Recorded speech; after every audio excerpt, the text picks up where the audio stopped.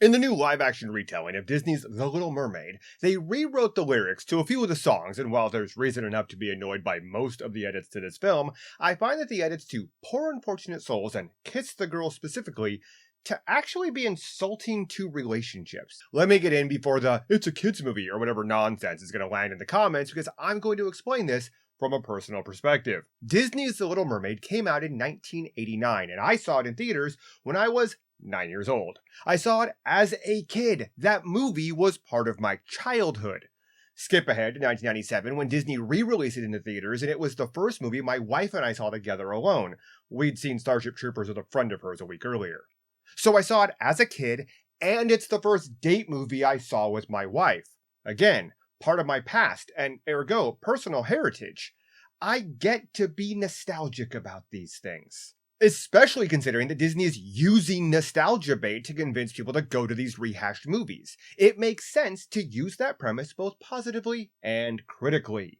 You don't get to say, look, we're remaking The Little Mermaid that you loved so much, come see it, and simultaneously cry foul when the new product is lacking what we enjoyed about the original. It should be obvious that movies, like music and other art, are a part of our cultural heritage as a society, and it's absurd to claim that we should just accept, let alone appreciate, the things that seek to subvert and destroy what we like, enjoy, and love. With that out of the way, I want to address what is possibly the most ridiculous change in the new movie, at least that we know of so far. The change that best showcases what's been done by Disney's incompetent, arrogant, and ridiculous writing team. No, it isn't the race swapping or character redesigns. That's just lazy Hollywood being lazy. I want specifically to talk about the lyrics changes, as I mentioned at the top, in the songs Poor Unfortunate Souls and Kiss the Girl. Let's take them in order. Ursula, in the original, has an entire section about non-verbal communication in the song Poor Unfortunate Souls, and it's been completely cut from the new film. In case you don't recall, when Ariel visits Ursula to become human, Ursula offers a deal to turn Ariel human for 3 days, in exchange for her voice.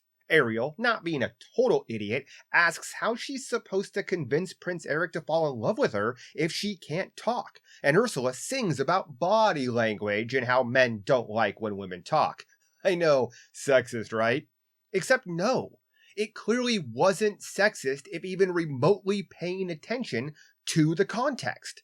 The change to Poor Unfortunate Souls is, well, unfortunate, because it misses the point that Ursula is saying whatever she needs to say to seal the deal. Flotsam jetsam, now I've got her, boys! She's literally trying to convince Ariel to give up her voice and trying to give her reasons why a voice would hold her back, true or not. And we, the audience, are given 0 reasons to believe that what Ursula sings here is true.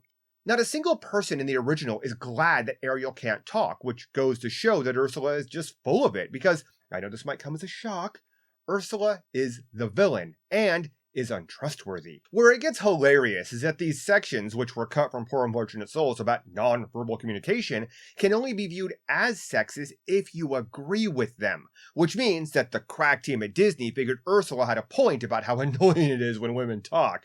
Meanwhile, they simultaneously kept a body-shaming line about wanting to be thinner. Go figure. Then we have the changes to Kiss the Girl later on in the movie.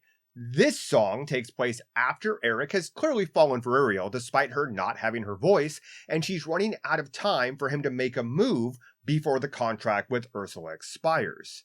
They go out on a rowboat where the iconic scene and song take place. The change in question relates to the section of the song, and no, I'm not going to sing it. Yes, you want her. Look at her, you know you do. Possibly she want you to. There is one way to ask her. It don't take a word, not a single word. Go on and kiss the girl. That was changed to, yes, you want her. Look at her, you know you do. Possibly she want you to. Use your words, boy, and ask her. If the time is right and the time is tonight, go on and kiss the girl. Unlike Poor Unfortunate Souls, where they just yeeted 2 sections, this change is more subtle. It changes from, it don't take a word, not a single word, to use your words, boy, and ask her if the time is right and the time is tonight. So not only did they change the it don't take a word line, they added a line for good measure to make it clunkier. This is stupid for two reasons. The first reason is that the line it don't take a word, not a single word is a callback to Ursula taking Ariel's voice. It's a callback to the very impetus for why Ariel can't just tell Eric that she's in love with him and wants him to kiss her to fulfill her contract with Ursula. The purpose of this song is not to tell Eric it's okay to be nonverbal and kiss her, but that it's okay to read her nonverbal cues in context. The new line is negating the point and putting the impetus upon Eric to both make the first move and make sure it's okay because, well, consent. Except throwing that use your words line in there is just one-sided consent, which of course is how idiots look at consent.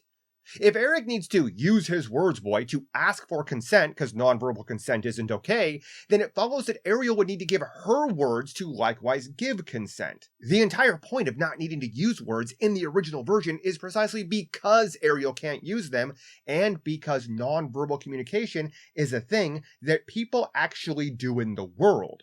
The second, and far more annoying problem, is that the change shows that the writers, directors, producers, and every hack on this film just didn't understand the original scene or main characters, let alone how awkward relationships can be for young people. Hell, people in general. Really, think about that rowboat scene in the original. The only reason Sebastian, Scuttle, and all the other animals are singing the song Kiss the Girl is to play the role of wingman for Ariel in order to convince a reluctant Eric that it's okay to kiss Ariel. That's why Sebastian needs to set the mood. In the first third of the song, they both lean in and Eric is the one who backs away. Because this is gentlemanly behavior from somebody the song admits is too shy to make a move. This isn't Eric taking Ariel out on a romantic trip to get what he wants. This is Ariel and her friends using the boat ride to convince Eric to do what they both want to do at this point in their relationship. I will go one step further. When Sebastian starts singing in his ear, "You wanna kiss the girl," Eric asks Ariel if she heard anything and she lies to him by shaking her head no, because Sebastian is working on her behalf. They're one step removed from full-on gaslighting the dude. This entire scene is about a guy who likes a girl who likes him back, with her and her friends trying to convince him that it's okay to make the very move that she wants him to make but can't. A move that she can't make because she signed a contract that forbids her from doing so. If she makes the first move, she can't be sure that it's a kiss of true love on his part. If the contract had specified that it was okay for Ariel to just make out with Eric, she would have planted a big, fat, sloppy kiss on him the minute he found her on the beach with Max. But she cannot. If you really want to overanalyze it, the contract parallels some social norms of the modern era. But the inept crew behind this movie missed that point because sexism apparently exists in not asking for consent from a woman that she somehow likewise doesn't need to ask for in return. To make it worse, in the new movie, Ariel backs away from Eric during the first potential kiss, which negates the entire point which was happening.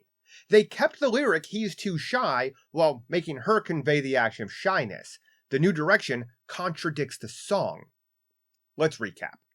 Ariel, unable to make the first move, needs to convince Eric of who she is and what she wants, but struggles because she can't put into words literally what she wants or why she wants it, and Eric, not picking up on her hints or being able to decipher what's happening, needs help figuring out what to do because he's shy and doesn't want to upset her or step out of line. This was subtle romance, and why the original scene hit so hard for so many people.